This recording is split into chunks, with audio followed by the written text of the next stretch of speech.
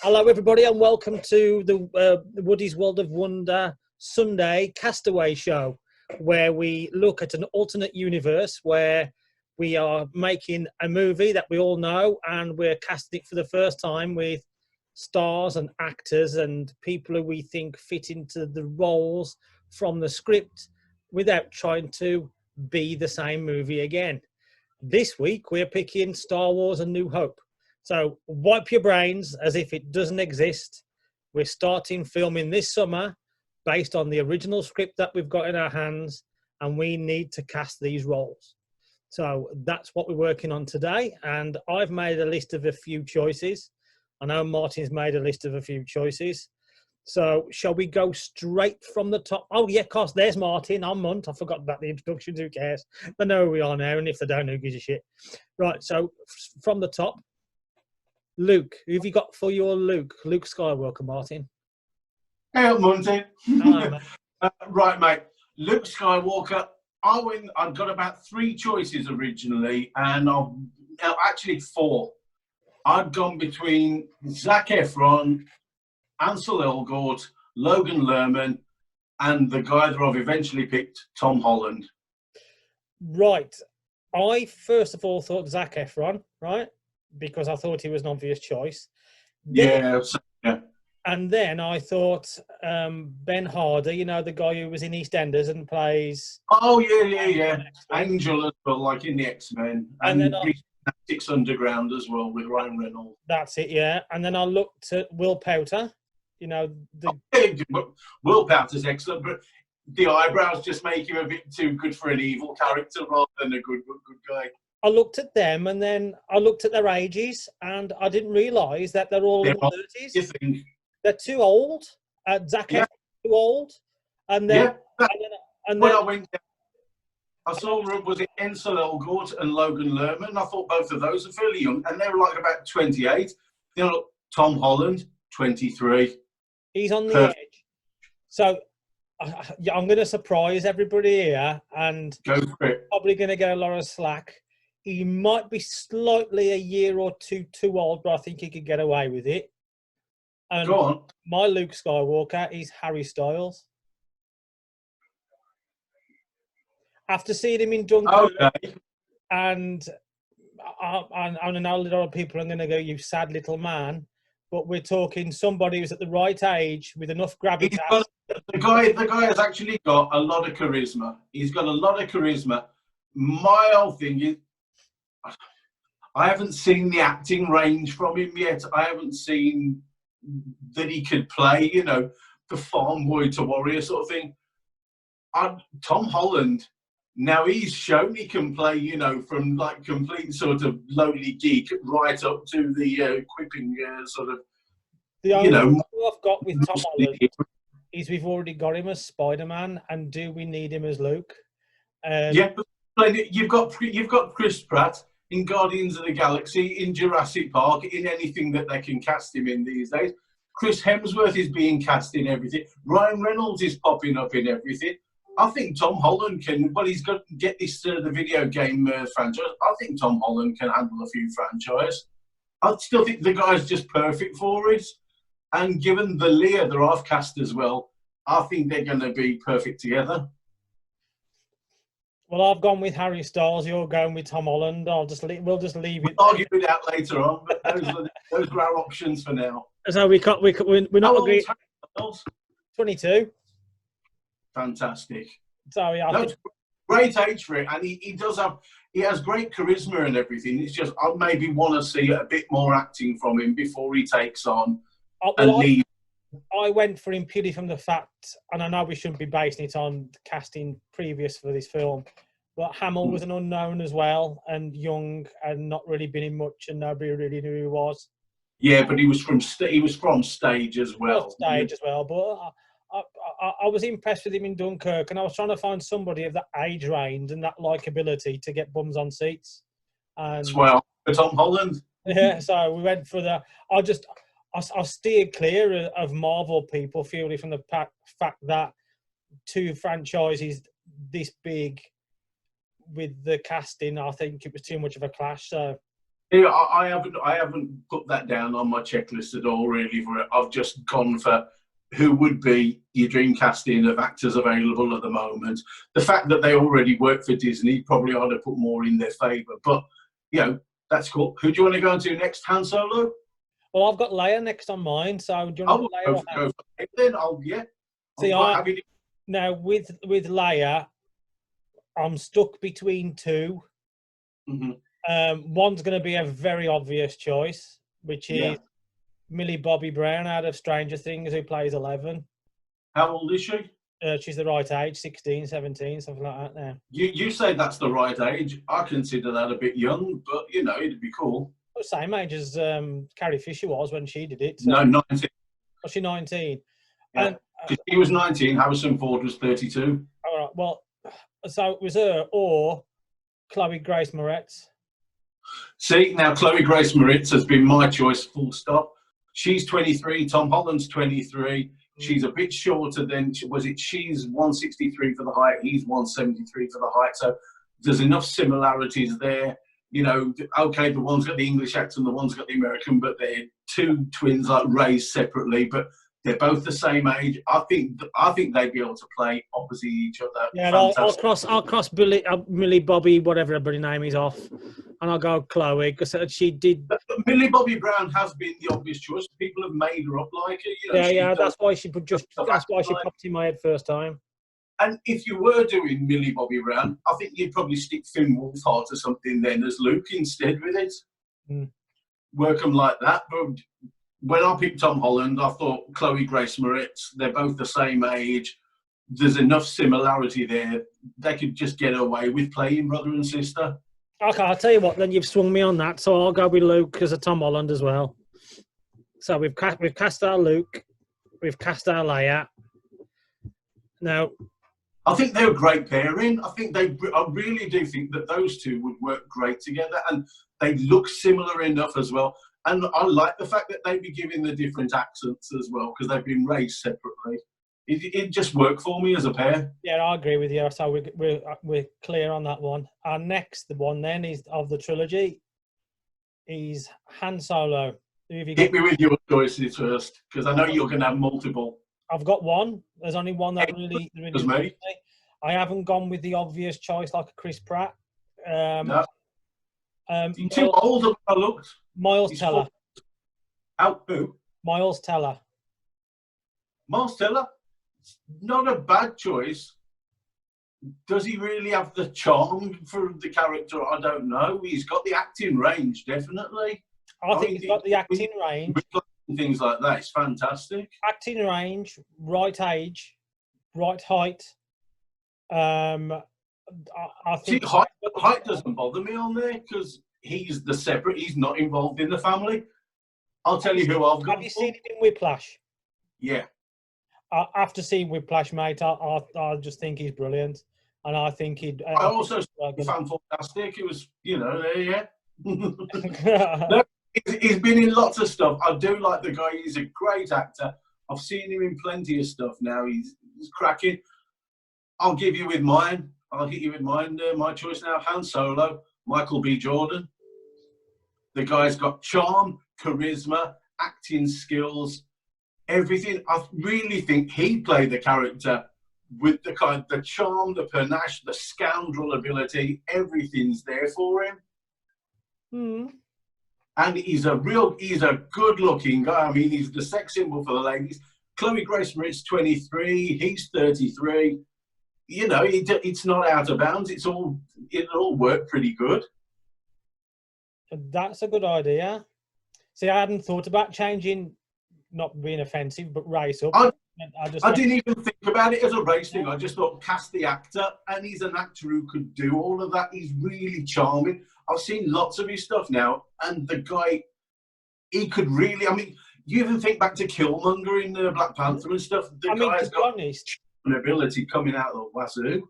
When I didn't put Orlando down, but I did think of him for Orlando, and I thought we've already had what's his name in Donald Glover.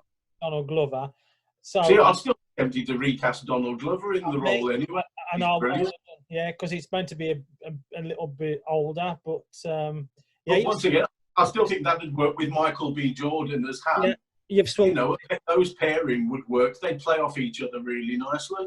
Yeah, I'll go with you. So we've got our Han Solo now. Next character I've got down on my list, Ben / Obi-Wan Kenobi. That's it. Now I've got about 3 choices on this. I've got one. I'll give you my 3 then first off. Right. My first choice, I'm torn at the moment. I thought I could go for a younger Obi-Wan and maybe make him up to look older and go for Nick Offerman out of the Parks and Recreation. You know, I could just think of him as the grumpy old man stuck out in the desert, then coming in and, you know, being the tutor then. But I also thought I could go much older. I think Nick Offerman's in his late 50s. I've got then 2 characters that are in their early 70s. And it's a choice of Timothy Dalton, former Bond, former Baron, just Baron, from Flash Gordon, and recently Hot Fuzz and things like that. And also Jeff Bridges, 71. I've got neither of them. Go for it. Who have you got? I haven't thought I mean, yeah, you could actually still have Ewan Mcgregor in the role because he's actually I think he's nearly the same age now as Alec Guinness was originally when they did. That's it. Yeah, I think Alec Guinness was like about 63, something like that, when he first took the role. But he may have been 62. My choice for an Obi-Wan, based on the character and the way he's meant to be and portrayed himself, I've got Jeremy Irons. Jeremy Irons is a great choice as well. I just thought, first off, I thought the hermit guy in the desert. Then I thought Shakespearean actor. Then I thought just actor with gravitas. I tell you what, you've given me, like most castings so far, I'm happy to go with Jeremy Irons. And his voice would sound fantastic doing you know, as a Force ghost, he would sound brilliant. I loved him as Alfred, actually. I thought he was one of the few good things, actually, in the later Justice League and things like that. I'm happy to go with Jeremy Irons. I just think he's got that way about him that could pull off a Jedi Knight that's keeping a secret underlying that we don't know about, and based on the script that we've got, I think he could deliver the lines like they are natural, as opposed to what is this space junk that we're writing about. Do you know what I mean? I buy into his voice straight away. I mean, even the scar and things like that in Lion King. The guy's got a fantastic tone to him. He is another, what I look for originally, which I was looking, what's a Shakespearean actor of quality? You know, thinking that's what they cast out. That's why they cast Alec Guinness in the first place. They cast a Shakespearean actor of quality that could actually make these space night tales, give them a bit of gravitas, a bit of weight behind them. Thank you, John Roca, for the use of gravitas. Yeah, that's why I went with Jeremy Irons. I just think he just popped into my head straight away. Yeah, I went Timothy Dalton for the same reason. I'm happy to go with Jeremy Irons on that. I think he'd be a great choice. So we've got our Luke, we got our Leia, we got our Han, we got our Obi-Wan. Now, just to go on to the other side of the Force, I've chose a Vader, but I have chose a Vader that would act and do the voice as well. So it would be acting and voicing, not like it was done before. This is a guy who would be Vader in all forms, acting. Well, I've got about 4 choices for Vader at the moment. I've only got one again. Do you want me to hit you with my multiple choices then? Yes, give me your multiple choices and see if... My multiple choices for Vader was, I was thinking once again on age, somebody who'd be the father to Tom Holland and the student, really, of Obi-Wan. And my 4 choices were Michael Fassbender, Russell Crowe, Ben Affleck, and Hugh Jackman. Hugh Jackman. I went for a number of big, physically imposing guys who are great actors and could do something with their voices. Possibly. Hugh Jackman's a no for me. Fassbender is a possibility. Affleck, another no for me. And who was the other one? It's Russell Crowe. Russell Crowe. Russell Crowe was great as actually Superman's dad in. That's what puts me off because I just, you know, how much he does, and he alter of his voice. He's a fantastic actor. So I think Ben Affleck though is just a big, physically imposing guy who'd be interesting in the role. He's a great actor when he puts his mind to it. Now I chose mine pretty much based on my thinking with Jeremy Irons, but from a slightly different perspective from where I've seen the guy in and playing the dark character as opposed to the light character. Yeah. And I've gone with Mark Strong. Mark Strong's fantastic, full stop. I've never seen Mark Strong in something that I haven't absolutely loved him in. I'm from Kick-Ass to even Green Lantern. Sinestro, he was the outstanding thing of them in Sinestro, just fantastic. Every time you see him in anything, say the Kingsman, everything, the guy's great. He's really is one of my first choice actors in most things. I don't mind that choice at all. I really don't. I just think he's got the way about him that he could pull off the intimidation without actually seeing his face. I think his body language, he could do it. I think he could pull it off. See, I think the same though, especially on Russell Crowe. And I think Russell Crowe and possibly Fassbender, but Russell Crowe, I think, would be the competition there against him. I think it's Strong versus Russell Crowe for me out of the choice of the two. Once again, I've picked about 4 people. You've gone for the one. I'm happy to go with your single choice on that. Because he's a fantastic actor. You focused it down to your reasons why that one actor would work. And that works for me there. I'm not going to fight you on this one. That's all right. Next character, C-3PO. Now I've got an off-kilter choice here for C-3PO. I haven't. I've probably got a straightforward, obvious choice on mine. It's us then with your straightforward, obvious choice first. Paul Bettany. Great choice. Yeah, he's been involved in the franchise and everything previously. Yeah, with the Solo. He's a fantastic actor. I do love him to bits. Love his wife even more, but I do love him to bits. In A Knight's Tale, he's playing Chaucer. He's fantastic. Absolutely. Let's be honest. Charming.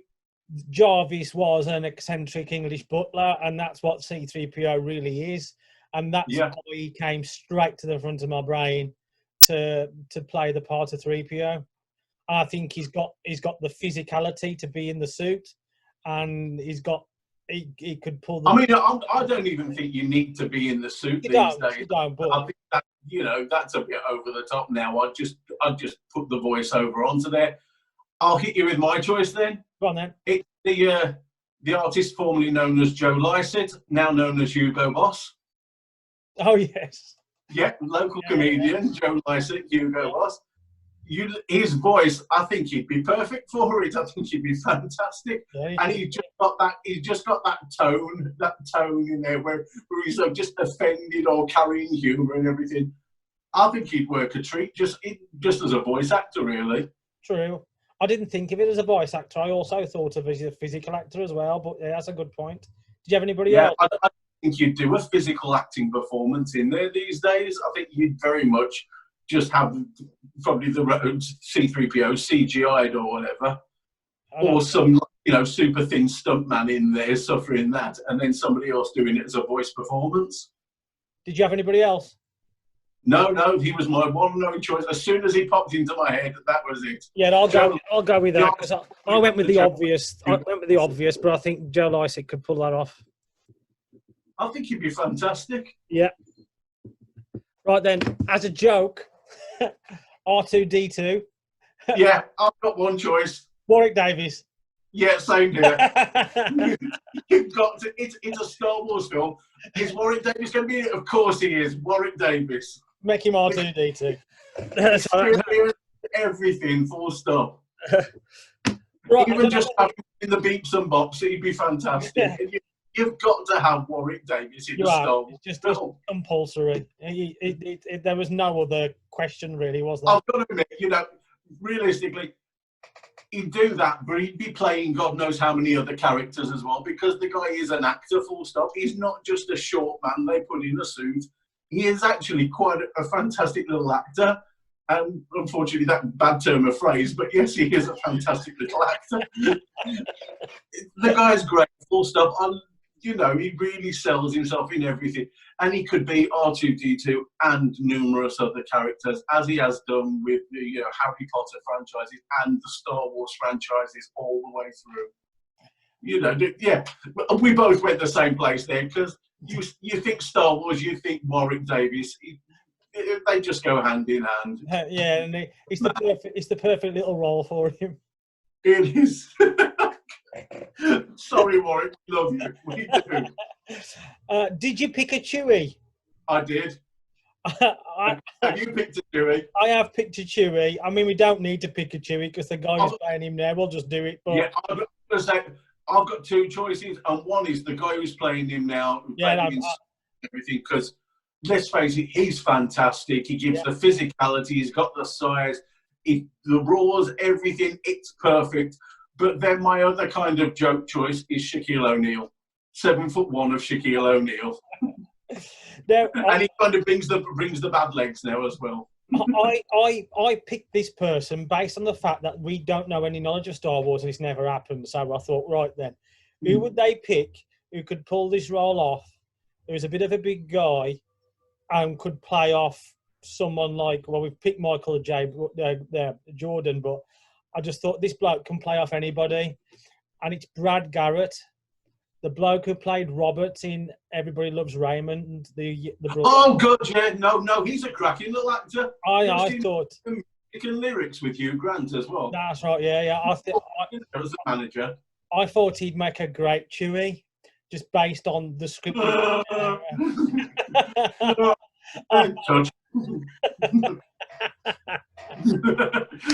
imagine Chewie.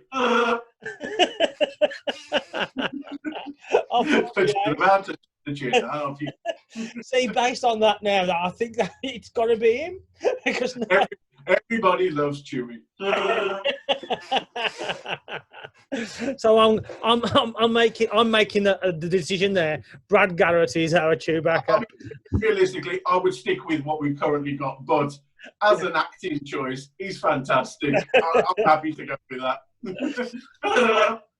And the only other character I looked at, and I forgot all about him until you mentioned it before we put this together.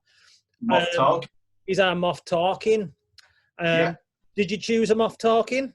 I have. I've got a couple of choices for Moff Tarkin. I've got two choices for Moff Tarkin. Let's see if we can match them. Go for yours first. I've got Christopher Eccleston. Oh, not bad. Nice choice.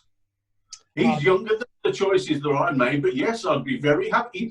He's got the look as well. He's got a great look for the role. Yeah, that's what I was thinking. He has those sort of sharp features and everything that would work really well with it.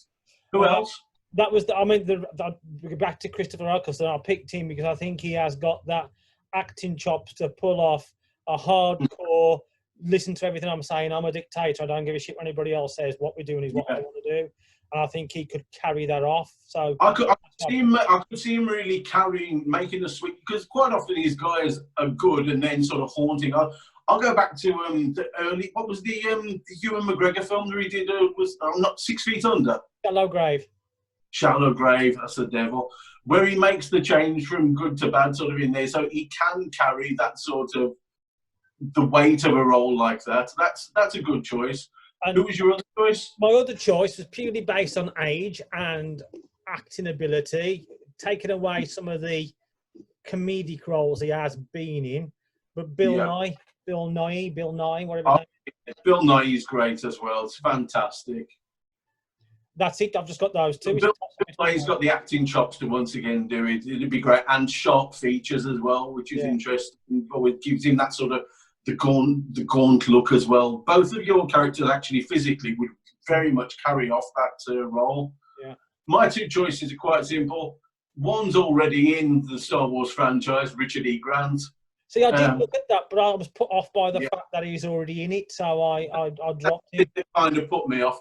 My other choice was the first choice that I had for the role, and it's maybe not the obvious choice. It's Christopher Walken. Yes, I did. 77. I did He's a look bit at Christopher Walken, but the only thing that puts me off with Christopher Walken is what? the only, It's him. exactly that's what puts me off, and I just What? don't know. Cowbell. I just could push that authority without he's the people under his command pissing themselves laughing at him. And see, now I do think the guy can be really intimidating as hell as well. Okay, we listen to his voice now, and he does a lot of comedy roles and things, but he's been intimidating as hell in his time. And it's there in his bag of his acting abilities, easily to pull out. But I liked him. It was my first choice and everything straight away. But I've liked the two choices that you've thrown my way, especially Eccleston, I think.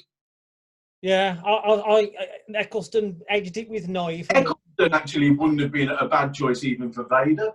No, true. You know, Eccleston, considering really Moff Tarkin really is that main villain in the first film. Yeah. You know, you want someone who can portray that villainy and carry it off really well. And that's where Eccleston for me pushes Knight to one side. I think Eccleston has got acting chops coming out the wazoo. You know, I think he's the guy with a bag of tricks there. And as you say, he's the main villain in this first film. He's got to be someone who can bully Vader.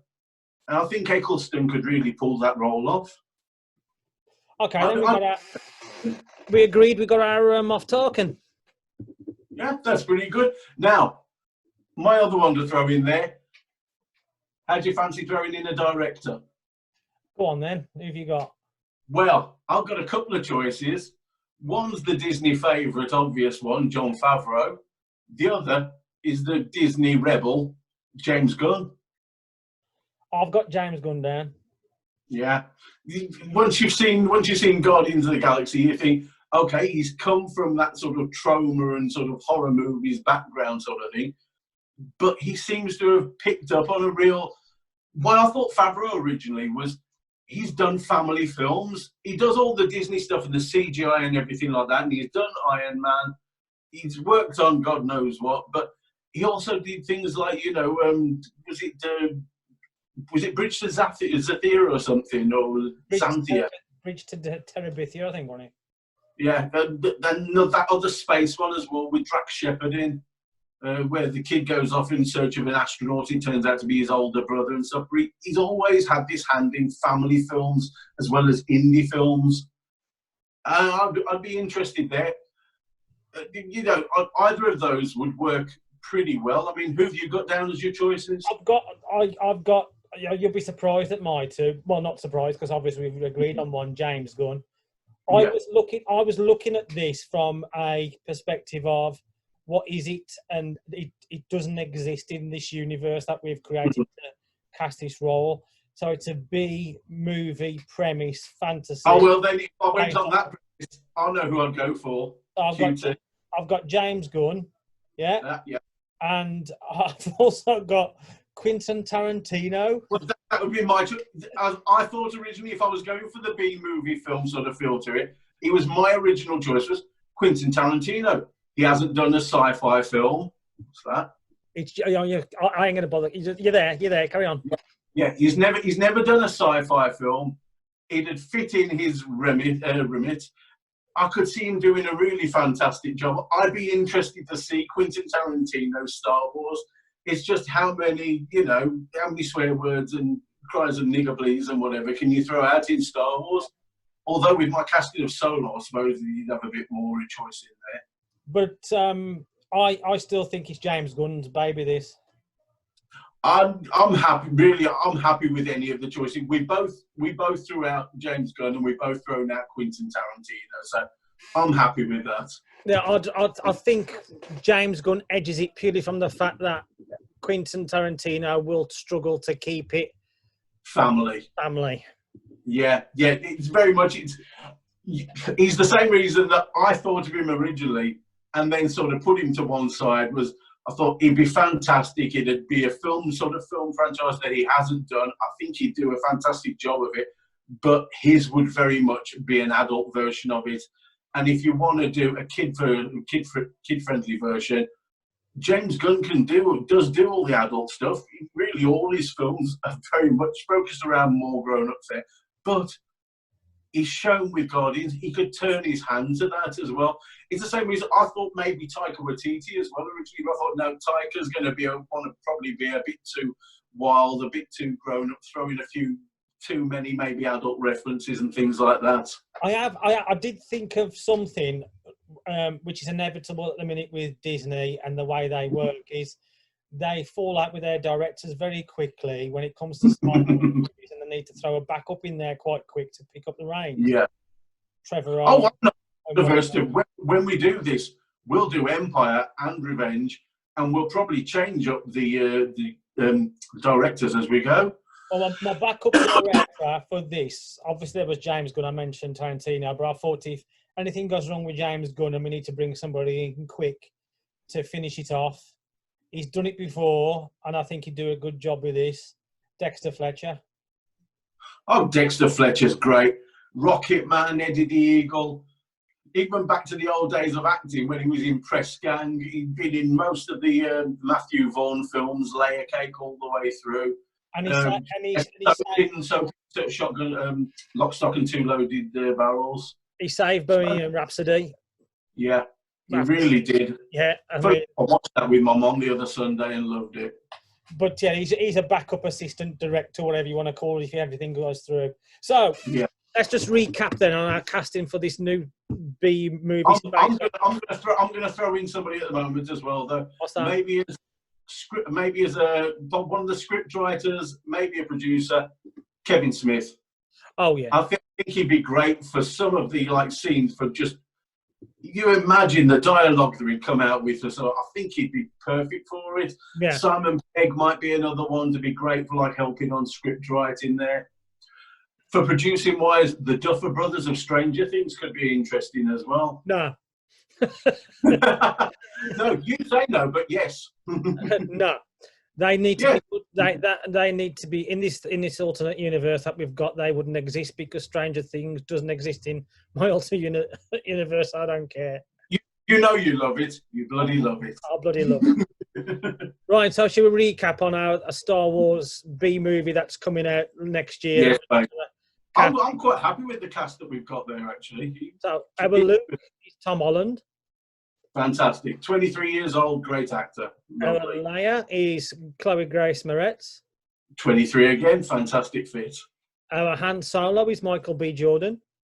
33, charming as hell, brilliant. Our Obi-Wan Ben Kenobi is Jeremy Irons. Yeah, I'll doff my cap to you there. I didn't even think about him. Great choice. Our Vader is Mark Strong. I'm happy with that. Say I've got about 4 choices. You've got the one focused one. I'm happy to go with that. The voice behind C-3PO is Joe Lycett. Wonderful. The artist formerly known as Joe Lycett, now Hugo Boss. The little role of R2-D2 is Warwick Davis. Fantastic little actor. Our Chewie is Brad Garrett. Our Moff Tarkin is Christopher Eccleston. Great. Former Doctor Who, original Invisible Man in Heroes. Wonderful. Our director is James Gunn.